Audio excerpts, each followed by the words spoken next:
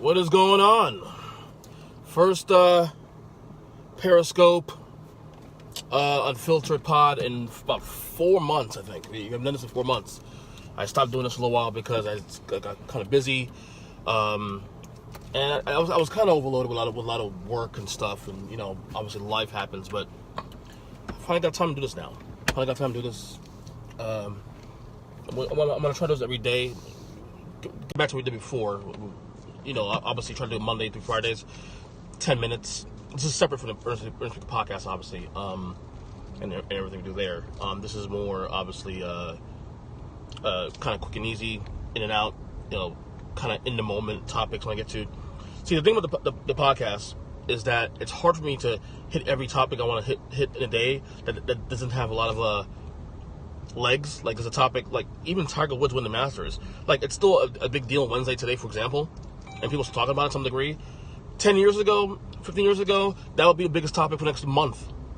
Now it's out of the news cycle, like 3 days later.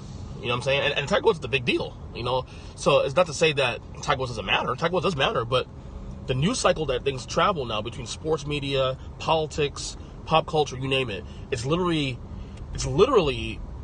I would say, maybe 48 hours, granted 48 hours of that kind of time and that kind of attention before no one cares anymore, for the most part.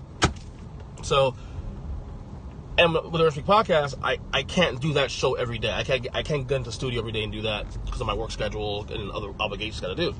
However, this show provides me an avenue to at least not to dedicate so much time doing that. I could do this show for, as you know before, I do 10 to 50 minutes, at 50 minutes tops. I try to not go above 50 minutes because, obviously, because of time. And, I have this couple minutes to go drive in the car and pick up my son from school, so I can at least throw this on for a little bit. There's no production necessary. I have this podcast and also on top of that too. So it's not like I just have to do all this stuff. I just put it out there and then it says, here we go, send, boom, here's a video. Here's my thoughts on the biggest news of the day. So I'm hoping we'll stick with this going forward. The goal is to do this Monday through Friday. Maybe I'll do an emergency podcast on the weekends if something big happens. NBA playoffs. Obviously Game of Thrones is back, so you may get Game of Thrones reaction Periscope on Sundays. It's very possible. So that's the goal here. That's the goal. To do this every Monday through Friday, 10 to 15 minutes, sometimes less, sometimes more. But mostly try to stay within those parameters. So one story I didn't get to, and I will address more on the Earnestly podcast tonight when I record it, and it'll be out probably tomorrow morning, late tonight or tomorrow morning. Russell Wilson's new contract with the Seahawks. He literally leveraged the hell out of the Seahawks. As you know, he set a deadline, tax day, which I find phenomenal. He put April 15th tax day as the deadline to have a deal done, or else we're not talking deal, and the possibility of him leaving or maybe him getting franchised or more money was on the table, obviously. And I woke up Tuesday morning and I see he signs a new contract, 4 years, $140 million. And I'm torn because first off, Russell Wilson's my favorite player in the NFL. So I love the guy. I think the guy is phenomenal. He's going to be a Hall of Famer when it's all said and done, the way he's going. But the rumors about him, possibly being interested in going to New York and playing with the Giants. I'm a Giants fan, so I have my favorite player on my favorite team. Sign me up. I'm obviously in for that. I'm here. Sign me up for that. So that's the only sad part. But I to be perfectly honest, I never believed the rumors anyway, because I think the Giants were always a ploy to kind of get Seattle to get talking, to get back to the negotiation table, because Seattle is not that stupid. You can't let go of a top 5 quarterback, let him go walk because you don't want to pay the guy. He's been playing under market value for the last technically 4, but I mean even before that, last 7-8 years. So it's time to get his. And people actually pushing back, saying, "Well, that's too much money for a guy." Well, you can not pay him and go back to Charlie Whitehurst. I mean, those are your choices. This is the problem I have with people. Look, I get the fact that, yeah, maybe quarterbacks are overpaid to some degree, but you know what? That's the market. It's capitalism. It's capitalism at its very finest. People act like every player in the NFL makes $40 million a year, $30 million a year. There are literally 6 guys in the NFL that make that kind of money. If that, and I think 6 is being nice. I think it's less than that. So why? I don't know why people think that every player in the NFL is overpaid grossly like in this manner. Russell Wilson's a top 5 quarterback. He deserves to be paid this kind of money. That's not even an argument. That's not even a discussion. So the fact that we even have a discussion about that, people saying, well, I'd rather just draft another quarterback. Like you people act like quarterbacks grow on trees. If great quarterbacks are coming out every year in the draft, we have more good quarterbacks in the league. Because you're the same people that complain that they're not good enough quarterbacks in the league as it is. So you can't play both sides of the field. You can't play both sides. That's just ridiculous. So kudos to Russell Wilson getting the job done, getting his money. By the way, I trolling everybody, by the way, when he did it. When he announced his new contract, he's in bed with Sierra, who's fine as hell, for the record. In bed with Sierra, I don't know what the hell they were doing, obviously. They're probably having, husband and wife stuff, I don't know. But I like how he did it.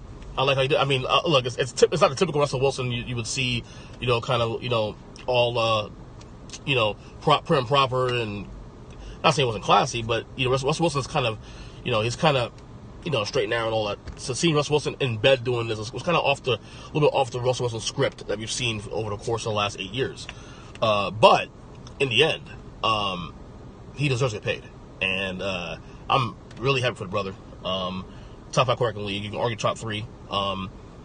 And obviously Seattle has work to do. Like, you guys forget, like last year, everybody thought this team would have won more than 8 games last year. People had them at 5-11, 6-10, rebuilding year. I even said 8-8 because Russell Wilson was that good that having an elite quarterback gets you to 8 wins at least. And he more than superseded that. They went 10-6 last year, and should have won a playoff game against Dallas. That was on him. That was on Pete Carroll and the coaching staff playing conservative the entire game. I said that back then. So he deserves the money. He deserves every dollar, every penny.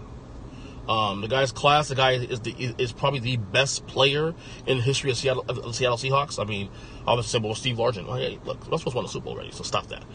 He's already. I mean, the only guys I can consider maybe Cortez Kennedy, Earl Thomas, maybe. I mean, but Russell Wilson's definitely in the top 3 or 4 all-time Seattle Seahawks. I mean, it's not really a rich history as it is anyway. So now I'm not even saying something that's out of pocket. You know what I'm saying? But this guy's a top 5 quarterback. Of course, they gotta pay this guy. Like, was it any doubt the Seattle was not gonna do this? They're not that stupid. I know Paul Allen died last year, but this still ain't stupid. So you pay a quarterback. It's time to pay the piper. It's been 8 years. Even his last contract when he got the extension, after his rookie deal, that was still on the market value in my opinion. But he did him a solid. Now gotta pay him. You just got to pay him money. That's it. I didn't get to watch all 3 games last night in the playoffs. Obviously, Toronto, as predicted, came back game 2 to smash Orlando. That's not a surprise there at all. They should win the next 3 games and finish the series off. I didn't get to see the Spurs and Nuggets. Spurs were ahead in that game most of the way, and then Denver came back in the fourth quarter. Jamal Murray I saw the highlights this morning, actually. Jamal Murray was amazing in the fourth quarter.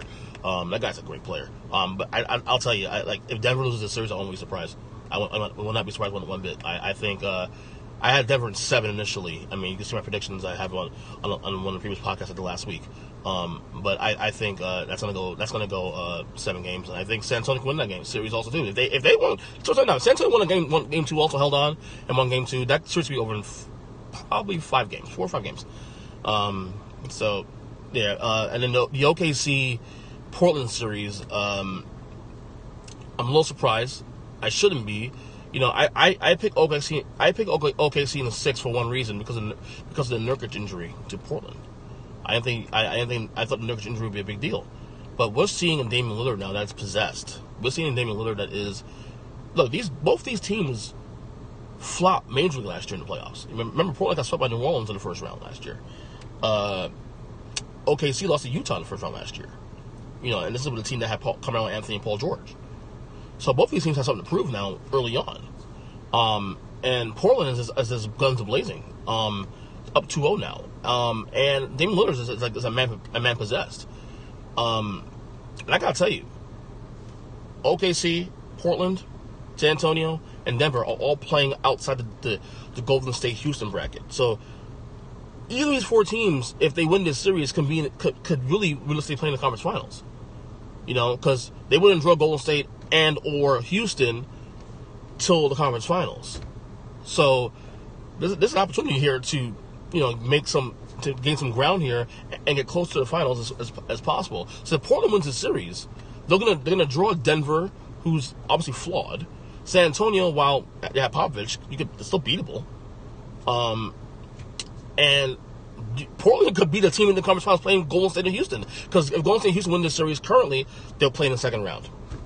You know, that's why that Houston falling to 4 on the last night of the season could change a lot of teams'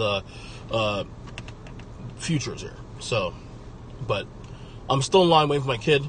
Should be in front of the school next 3 minutes, I think. It's a long line today though. So that's all. Again, we're back on Unfiltered Podcast on here on Periscope. We're gonna be obviously we have this up on Twitter. We have this up on YouTube. I have a YouTube page. You can look up Earnest Christian.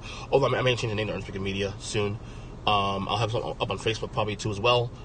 And this will also be podcastable eventually too.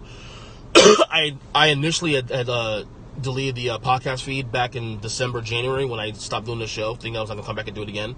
But now, with me doing it again now, I'm gonna continue doing it. I'm gonna do a brand new feed. So this stuff, if you can't watch the show here on Periscope live, or even through the video providers I've said already here, this will be podcastable also. Give it about a couple days, and then it'll be up probably. If I send the feed in today, it'll probably be up by I would say Friday. You'll start seeing more. So, like I said, we'll try to do this every day, 10-15 minutes a day, unfiltered, kind of, again, separate from the Earnestly podcast.